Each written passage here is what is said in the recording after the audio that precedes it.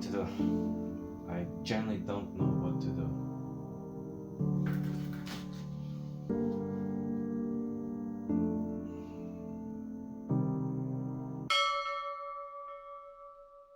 What is up, everyone, and welcome back. Did you like this clickbait type of intro kind of thing? I think I managed to basically do every single YouTube cliche.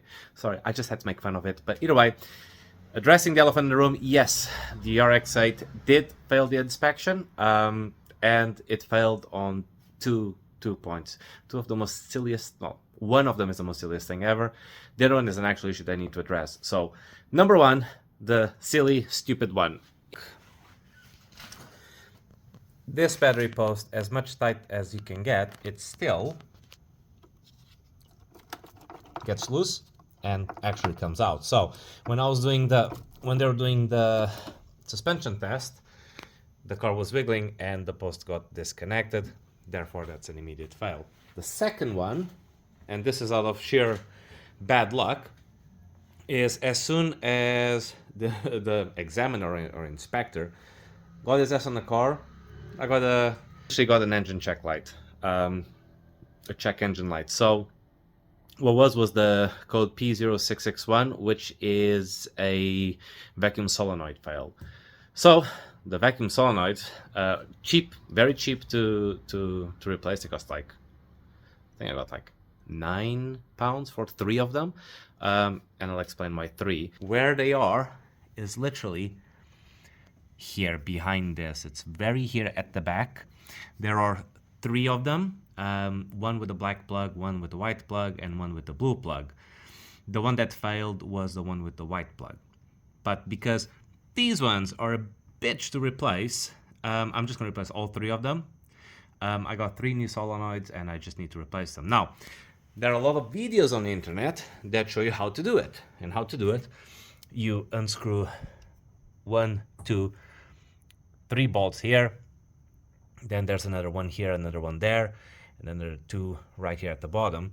And this, in theory, should slide up. And you can actually reach out the solenoids from somewhere here underneath. But all the videos that I've seen, you get to do that, except on this car. This car, this doesn't flip all the way. And I think, because my arms are skinny enough, I can actually go through here without having to remove all of this. So yeah, this is not going to be like a big tutorial on how to do it. There's plenty of videos out there. I'll put some links on the descriptions below. But yeah, that's where it failed. Now, another thing that is good that I did the inspection is, oh, by the way, you know what they didn't fail on? The work that I did. And that's an absolute win for me. So all the rust work that I've done, absolutely passed. No problem whatsoever. Big win for me. Yay. But now we need to address the other things. It got a lot of, like, a gigantic list of things I need to look at. They're not fails per se, but there are things that need to be addressed. And some of them are brake lines. They need to be replaced. So I got new brake lines to put on the car, which will allow me, because I wanted to paint the calipers anyway. So hey, I'm just going to address it all in one go. The front suspension, that apparently is misting and has less dampening effect. These are the struts. The coils are rusted, and that's it. So let's address first the fails and then work on the rest. So stay tuned.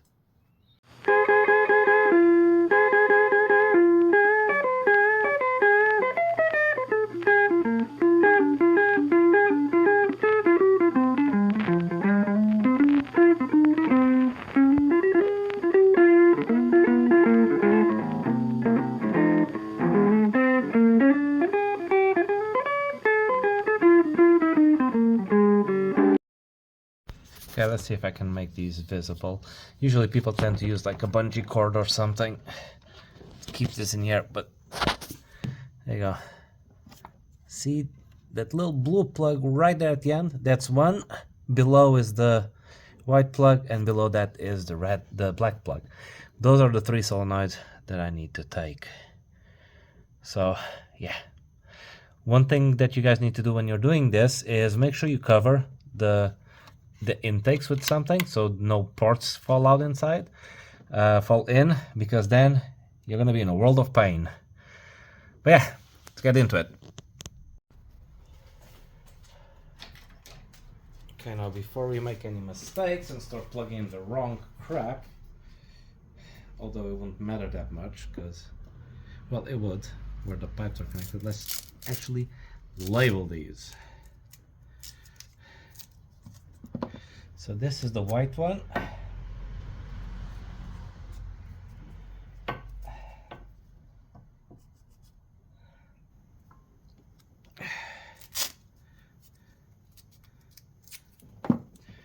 This is the blue one.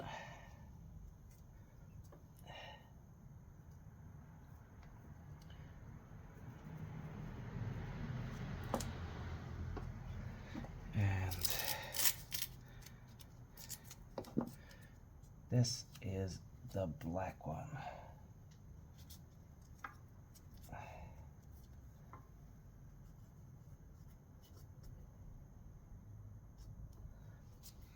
Okay. So when you pull these out, you'd hear like a little hissing noise. That's actually vacuum. The ones that you don't hear the hissing noise most likely don't have vacuum, therefore they're the ones who fail. I'll show you how this works in a bench. So wait a second. Okay, so these are the old ones and these are the new ones. They're all the same part, so you don't have to worry about, you know, getting the wrong part on the wrong order, as long as the pipes and the plugs are connected properly. Now, how do these actually work? So basically there's a little plug here. You take it out. So if you blow on this pipe, air comes out from here. And if you blow on this pipe and you apply electricity through these electrodes, like these connections here, it would stop the air from going out this way and it will make it go this way. So that's how you test it. And we can actually apply a very quick test with some multimeter or with actually a 12-volt transformer. But let's see how this actually works. This is the blue one. I know that this one works, but if I blow in here, you'll hear air coming out from here. And then if I blow in here and apply electricity, air will come out from here. That's basically the principle of it. That's how you test them, if they are good or if they are bad. And that is literally what I'm going to do now, after plugging in the new ones. Okay, so this is the blue one, and once I plug in, so I have all connected to a 12-volt charger, you'll see a spark and you'll hear it click. So I'm not sure if you guys can hear it, but air is going to come out from here, which if I do this,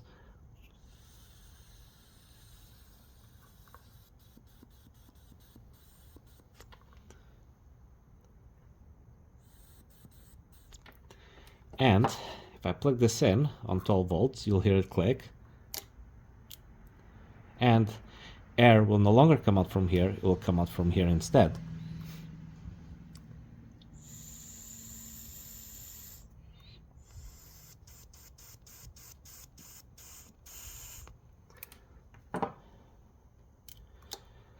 And that is how you know that this one is actually working. Now, moving on to, so we know that the blue one is good.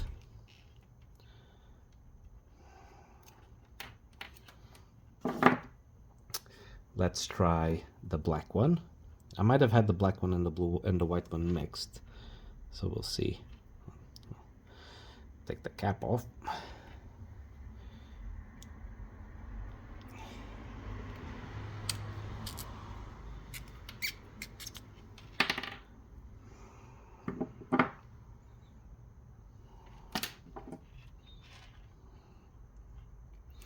Okay, let's try it again.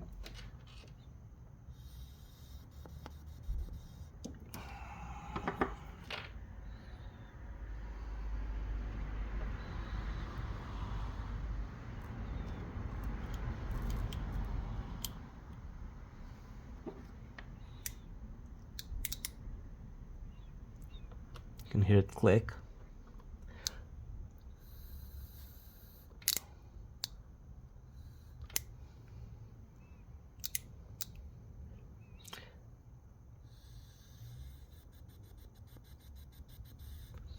So it seems that this one is not working.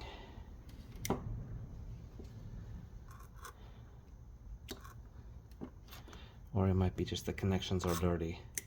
Yeah. Can you hear it click?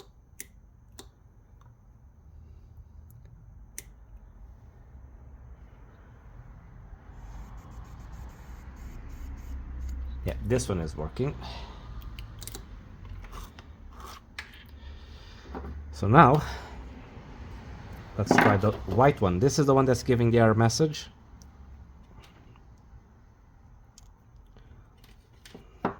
Take the cap off.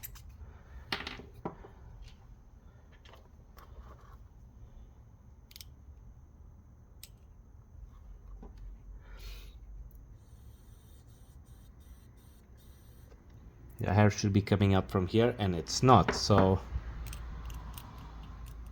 and as you can see, no noise, no spark. The white one, which makes sense being the one that's damaged, is the one that's throwing off the error code. Now, before I plug in the new ones, I am going to test the new ones because I don't want to go through all of this again. Okay, so to put everything back together, just do it in a reverse order. It's absolutely fine. I've already replaced the battery connectors, so all that's left is to jack it up and start working on the brakes.